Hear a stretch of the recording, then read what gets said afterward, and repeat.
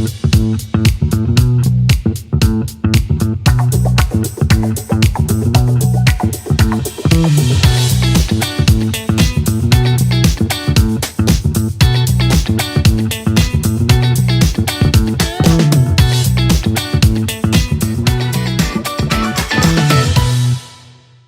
rencontre, c'est clair. Bonjour à tous et bienvenue dans Head Live, l'émission dans laquelle on vous décrypte en clair et dans la bonne humeur les derniers référentiels de management IT, du moins les plus populaires.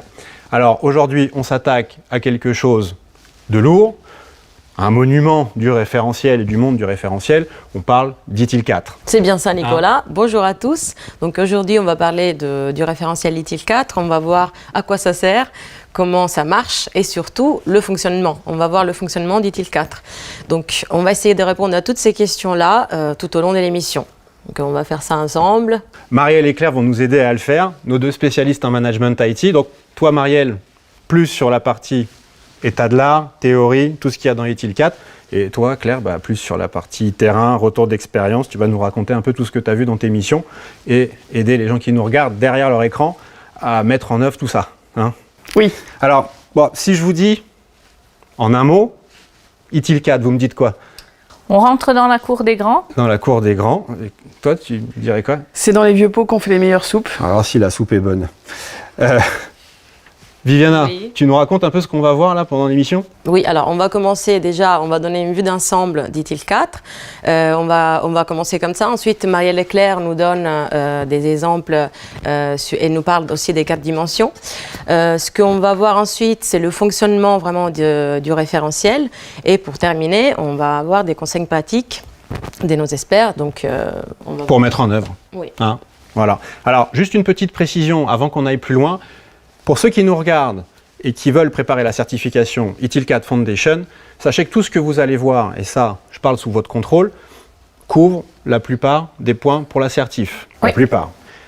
Mais il y a quand même certains sujets, ça tu nous le diras, enfin vous nous le direz, qu'il faudra aller creuser, bon, alors à travers des lectures complémentaires, des fiches notamment qu'on met à disposition, qu'il faudra donc s'approprier avant de passer la certif et vous donner toutes les chances de réussite à l'examen. Hein, c'est ça. Tu fais bien de le préciser, Nicolas. Oui. Donc, ça si sert à rien tout de le monde est passer d'accord, si c'est pour la louper. Ça c'est sûr. Hein, okay. Mais si tout le monde est d'accord, on peut commencer. Allez, on y va. On y va. On y va. Action. Pour commencer, je vous propose de faire un premier tour d'horizon d'ITIL 4. Donc on va voir à quoi ça sert, à quoi ça ressemble, et quelles sont surtout les grandes idées directrices d'ITIL 4. Ouais. On va voir ça ensemble. Donc on peut, si vous avez envie, on peut commencer à répondre à ces questions. Alors oui, et peut-être même pour ceux qui ne connaissent pas ITIL, et ça Marielle, tu vas nous le dire, c'est déjà l'histoire d'un framework qui existe depuis 30 ans et qui se bonifie en quelque sorte avec les évolutions de l'informatique et qui est toujours là et qui tient bon. Qui tient bon. Alors ITIL effectivement se définit comme un référentiel de bonnes pratiques qui va aider les fournisseurs de services à fournir des services pour leurs clients. Alors ce qu'on appelle service, c'est ce que les clients vont utiliser dans leur processus métier. Par exemple, on peut imaginer un service de gestion des stocks qui vont leur permettre de piloter toutes leurs activités de stock. Alors pour revenir un petit peu sur l'histoire d'ITIL, donc ITIL est né dans les fins des années 90 en Angleterre. Ouais, 30 ans. Voilà, 30 ans, sous forme de bonnes pratiques, principalement utilisées par le gouvernement anglais. Donc d'abord à l'interne. D'abord, oui, sous forme de bonnes pratiques, de petites checklists, ce genre de choses. La version qui s'est étendue à l'international et qui est celle sur laquelle beaucoup d'entreprises ont commencé à travailler, c'est la version 2, donc qui date des années 2000 et qui nous a apporté les processus qu'on connaît bien dans la gestion des services. En 2007, une version 3 a vu le jour. Elle nous a apporté quelque chose de plus global, de plus structuré. C'est là qu'on a commencé à parler de cycle de vie des services. On a commencé à parler également d'outsourcing dans cette version-là. Et donc, fin 2018, une nouvelle version, la version 4, qui a pour objectif d'intégrer toutes les nouveautés les DevOps, l'agilité, tout ça, et d'apporter une notion de production de valeur encore plus importante. Tu vas nous raconter tout ça. Voilà. Ok, Marielle, donc ITIL sort fin 2018. Donc on se doute bien que ce référentiel va adresser un peu les challenges du digital d'aujourd'hui. Oui, donc cette version d'ITIL, on peut la voir comme une évolution de maturité. D'un côté, on a donc des exploitations informatiques qui se sont structurées justement avec les versions d'ITIL qui ont permis d'obtenir une grande stabilité grâce au processus. On est prévisible, on maîtrise tout ce qui est fait au niveau de cette production. D'un autre côté, nos clients sont dans des environnements qui bougent de plus en plus, on utilise de plus en plus l'agilité, donc on va chercher à être plus rapide, et c'est ce qu'ITIL 4 va nous permettre de faire. Un coup d'accélérateur pour accélérer les choses, mais sans perdre tout ce qu'on a pu gagner avec nos processus, notamment en termes de stabilité. Ok. Alors, toi, Claire, qui est intervenue dans pas mal de sociétés, tu vas nous expliquer un petit peu comment tout ça fonctionne. Est-ce que, par rapport à ce que vient de dire Marielle, tu as vu sur le terrain ce genre de préoccupation un peu contradictoire ? Alors, j'ai vu ça surtout chez un de mes clients, Canilia, qui était la filiale française d'un groupe canadien qui produit des engins de chantier. Canilia. Ne cherche pas Canilia sur Google, tu ne le trouveras pas, c'est un nom inventé pour notre exemple. Le DSI de Canilia faisait face à un certain nombre de challenges, entre autres arriver à maintenir un système d'information dynamique et qui soit réactif vis-à-vis de l'évolution du besoin du métier, donc des chaînes de production. D'accord. L'objectif, c'était de recentrer toute la culture de l'entreprise autour de la production industrielle et donc du métier. On faisait face du coup à un vrai challenge par rapport à la vélocité et l'agilité de nos activités. Et le DSI devait produire pour la direction de l'usine un schéma directeur sur 3 ans pour justement maintenir sa dynamique. Et il a lancé un gros projet de transformation du SI global. D'accord. Alors, là, je me tourne peut-être vers Marielle. Finalement, comment on trouve le bon équilibre par rapport à tous ces enjeux ? Comment on fait ? Eh bien, l'équilibre, il est porté en fait par la valeur. La valeur, on en parle depuis longtemps dans ITIL. La valeur, on pourrait dire, c'est tout ce que nos clients vont gagner à utiliser les services, du temps, de l'argent, la possibilité de faire des choses qu'ils n'étaient pas capables de faire avant. Donc cette valeur, en fait, elle repose sur 3 composantes. L'utilité, il faut que le service serve à quelque chose à nos clients, il faut qu'il ait les bonnes fonctionnalités. Il faut que le client en perçoive des bénéfices, c'est-à-dire qu'il gagne quelque chose. Et surtout, il faut que ces bénéfices soient associés à quelque chose d'important pour lui. Donc ça fait référence à ces processus métiers. La valeur, elle est liée à l'utilisation du service. C'est ce que les clients font de nos services qui va faire la valeur. Ok, Marielle, donc la valeur, en fait, c'est un peu l'idée directrice qui ITIL place au cœur de ses préoccupations. Mais cette valeur, en fait, concrètement, comment ça se matérialise ? Comment ça se matérialise ? Alors, la valeur, elle est liée au client. Alors, nous, en tant que fournisseurs de services, on va s'attacher à faire des services qui sont utiles et garantis. Utile, ça veut dire quoi ? Ça veut dire qu'ils ont les bonnes fonctionnalités, donc ça va être lié aux fonctionnalités, à ce qu'on va pouvoir faire avec le service. Et un service garanti, c'est un petit peu comme un contrat d'assurance qui fait que nos clients, nos utilisateurs vont pouvoir utiliser le service dans les conditions dans lesquelles ils en ont besoin, avec le niveau de disponibilité, de performance, de sécurité qui va bien. Ok. Toi, Claire, l'utilité, la garantie, ça, tu l'as vu dans l'émission que tu as pu faire ou chez Canilia, comme tu dis ? Alors, chez Canilia, par exemple, on avait un vrai enjeu par rapport à la gestion du stock dynamique, la gestion du stock de nos engins de chantier, et répondre aux enjeux de la direction. Donc, on est allé chercher des référents métiers par catégorie d'activité pour comprendre et connaître leurs besoins terrain. Si je prends un exemple plus détaillé, par exemple pour les équipes achats, ils avaient besoin de matérialiser la valeur par une gestion automatisée des entrées-sorties du stock qu'ils pouvaient avoir en permanence de manière dynamique sur leur plage de travail. D'accord, ok. Alors finalement, de ce que je comprends, de ce que vous nous dites, le service, c'est le moyen qu'on a dans ITIL.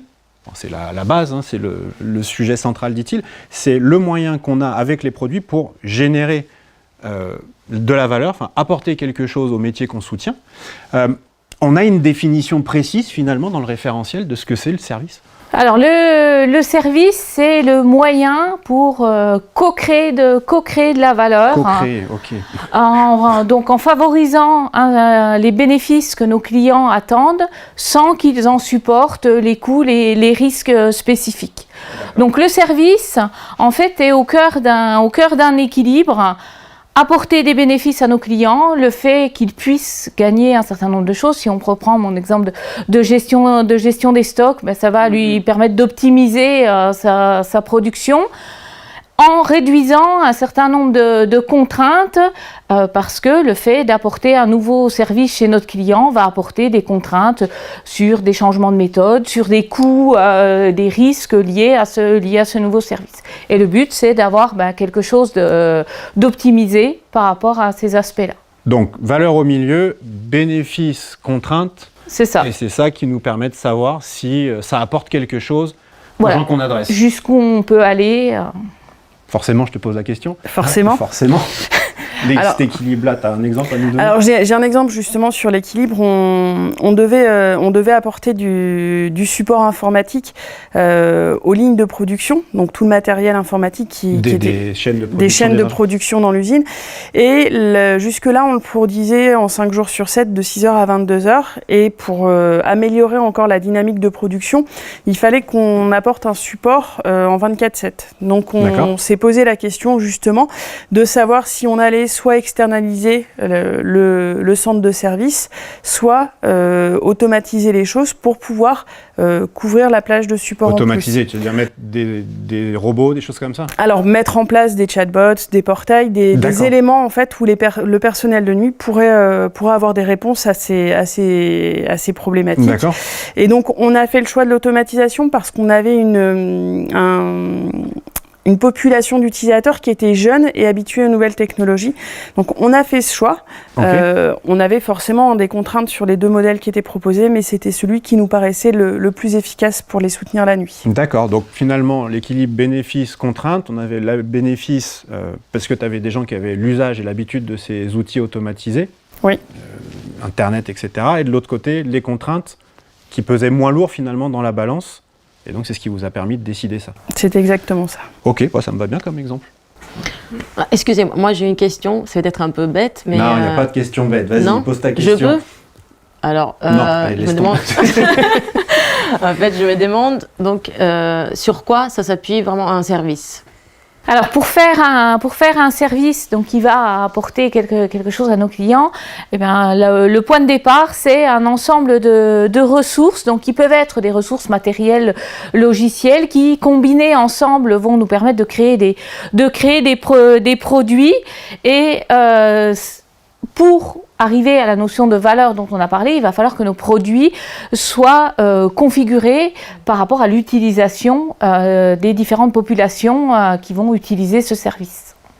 Et nous, par exemple, chez Canilia, on avait mis en place une offre de services spécifiques pour la gestion du stock dynamique.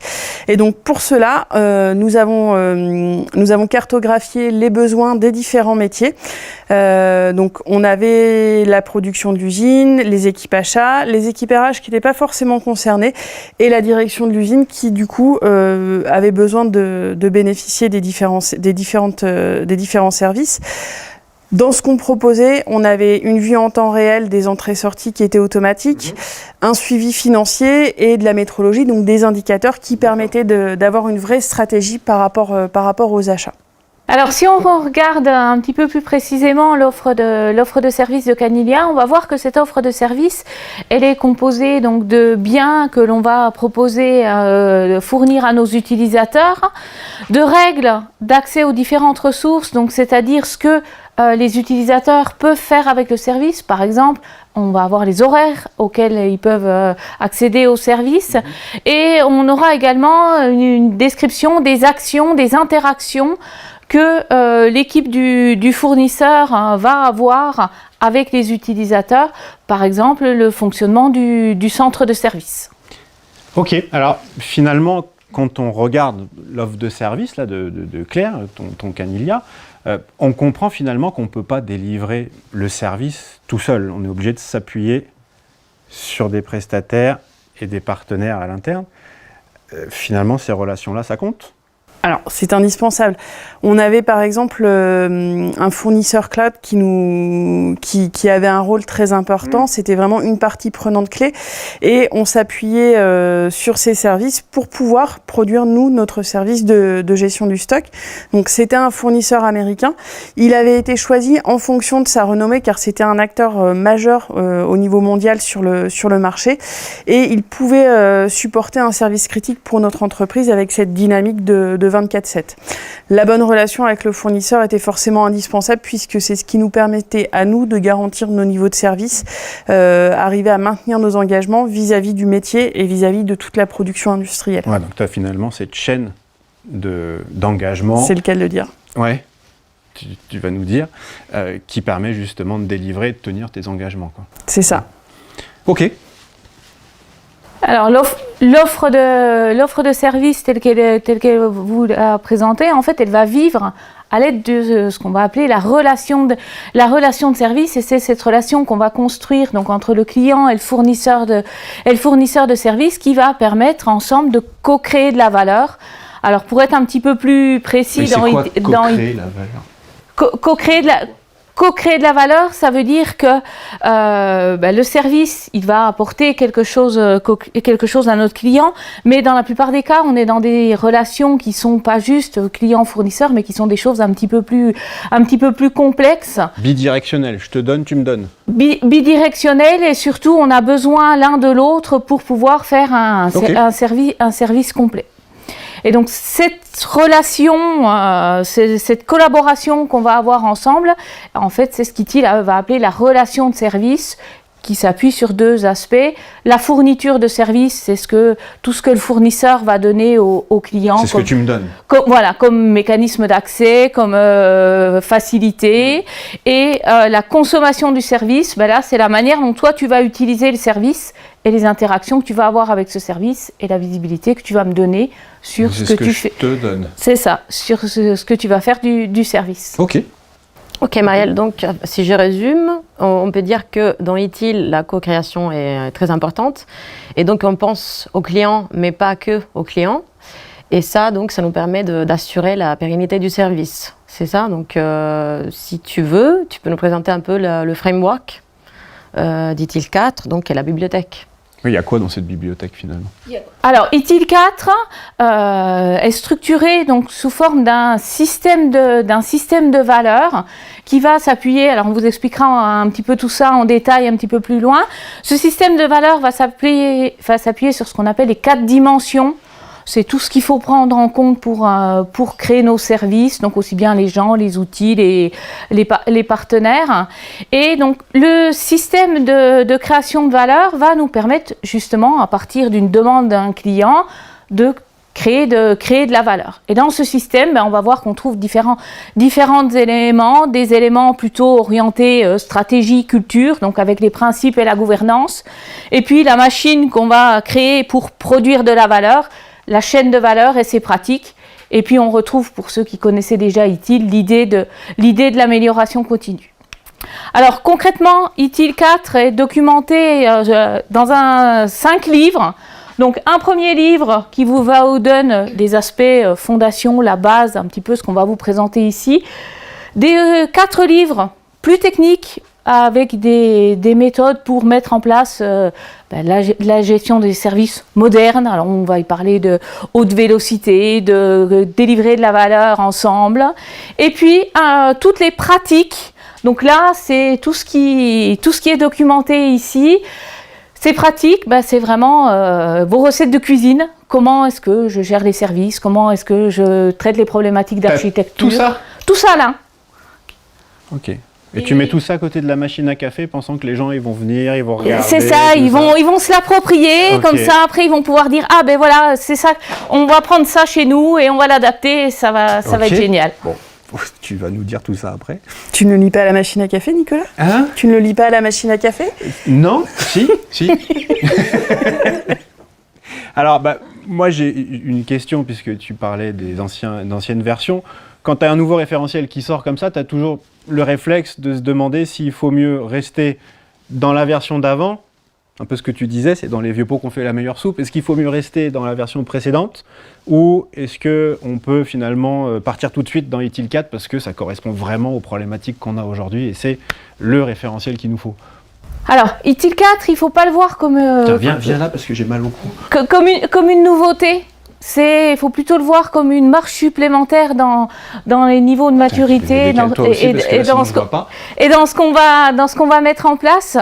Donc c'est vraiment, ça va nous permettre d'intégrer dans notre mode de fonctionnement aujourd'hui les challenges modernes, que ce soit le cloud, que ce soit DevOps, que ce soit tout ce qu'on a aussi autour de l'intelligence artificielle et du machine learning.